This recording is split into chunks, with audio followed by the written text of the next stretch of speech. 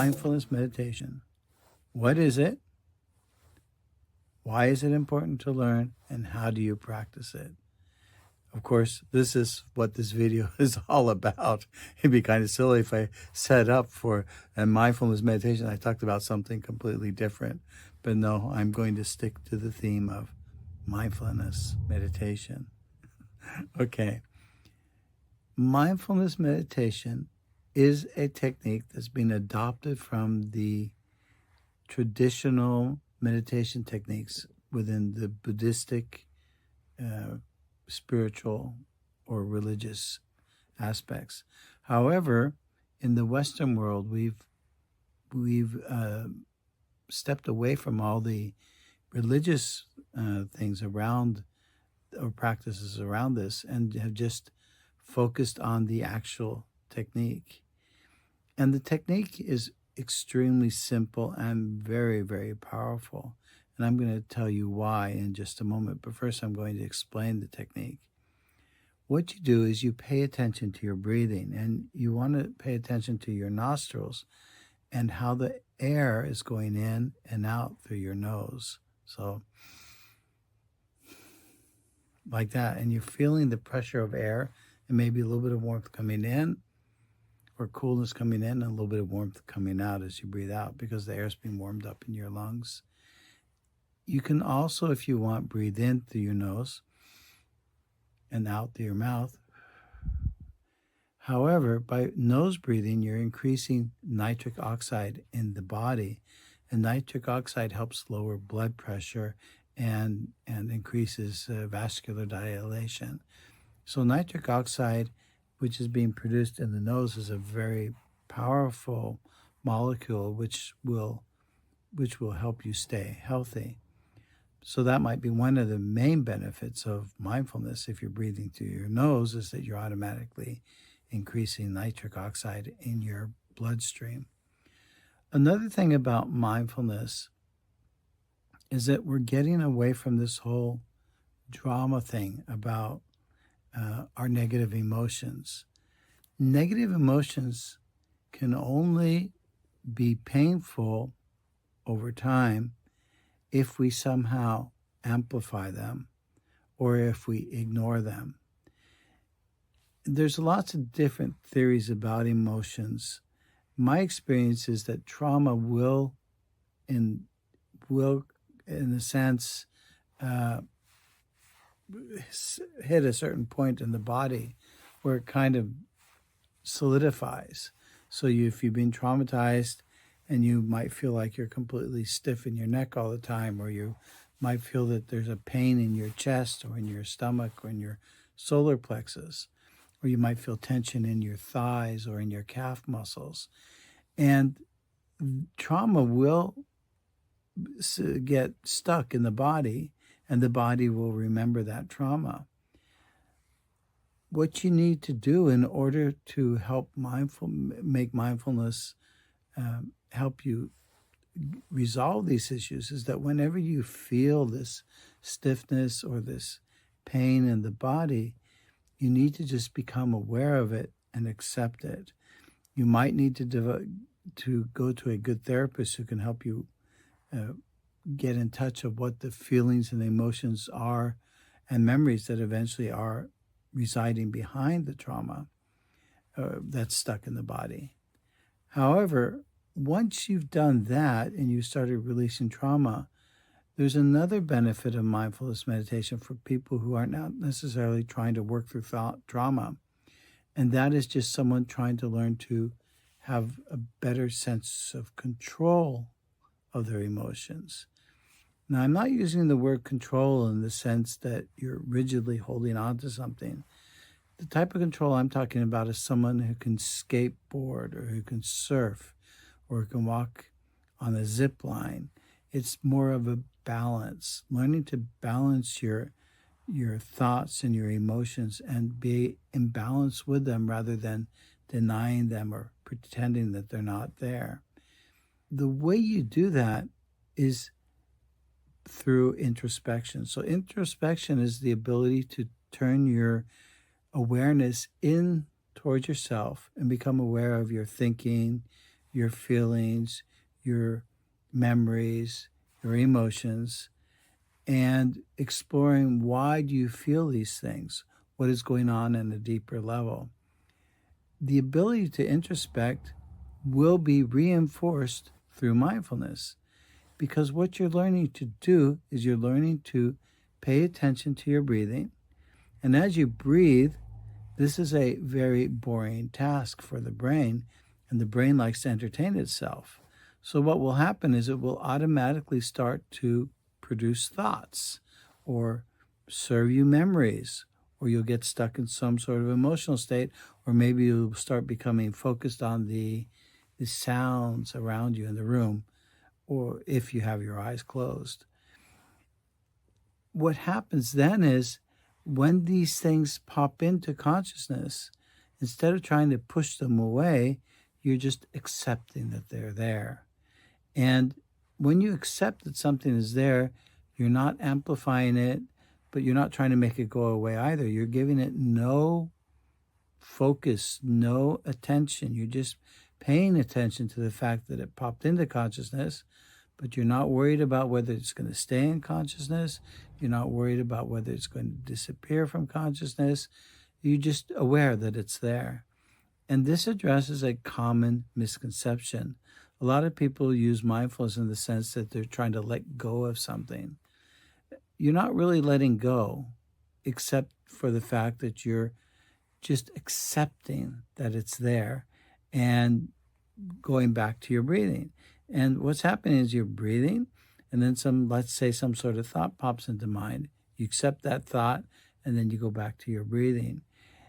The process of doing this will eventually make any thoughts that are that feel compelling or painful or just want you to forget the fact that you're meditating, these thoughts will not gain any power over you eventually, because you're not giving them any nourishment. In order for a negative thought to really grow, it has to be focused or stuck in the body somewhere, and you have to feel the pain, and you have to start thinking, oh, this is terrible. I feel bad about myself. I feel sorry for myself. And that's why being a victim of your own thought process and pain, being a victim of blaming someone, that's not a healthy way to live your life, because then you're always stuck in terms of reacting towards other people. And one of the most important things is, if you want to be a creator and be someone who really has a high achiever and getting things done, you can never allow yourself to go into that victim role. You have to continuously work with your mind and your thoughts so that you're not feeling like you're a victim. Because the moment you feel like you're a victim, that's when you start to lose control. And when you lose control, you're not able to produce what you need to produce. You're not flexible enough. Like today, I was a very challenging morning. I got up early to be able to make the recording that I'm making now. And as I'm driving to work, there's road work, and a trip that should have only taken like a little over an hour ended up taking almost 2.5 hours to get to work. Luckily, I left very early, so I'm still able to make the recordings, but that's why I had to do the recording this way instead of in front of my normal studio that I set up in order to make the recordings. And that's why the sound quality is going to be a little bit less, because I don't have time to set up everything and to record it through the microphone setup. Is going directly into the iPhone. I decided it's better to produce the video and get it done and hope that the quality will be good enough in this format, rather than putting it off. I want to try to stick to my schedule. And I would not have been able to stick to my schedule if I started feeling sorry for myself. Oh my goodness, my morning is ruined because there was road work and I couldn't get to work on time, and then I couldn't produce the videos, and then I could just blame everyone and everything else. And I thought, no, I'm not going to allow myself to go into that victim role. I just was as I was driving, I was meditating and accepting the feelings and the negative emotions and the stress that came up. And my mind jumped all over the place, trying to blame something, trying to just cultivate that victim role. And I just accepted that that was happening. I just accepted that that happened. And then suddenly, all by itself, the negative emotion dissipated. And then I realized that even though I'm pressed for time, I will still be able to make a good video about mindfulness. So that's one of the reasons why you want to learn this technique. Other reasons is that it will allow your immune system to function better. So in general, you heal faster. It will, over time, allow you to be calm. But mindfulness is not about being calm. It's more about just being present in the moment, accepting what's going on. And calmness and feeling a sense of peace inside of you is a consequence of mindfulness. It's like if you say to someone, you need to reduce your stress, you need to be calm. Well, the last thing will happen is if you're focusing on that goal, you won't find it because of how the nervous system is working. Anytime you are trying to achieve something, you're creating stress inside of yourself.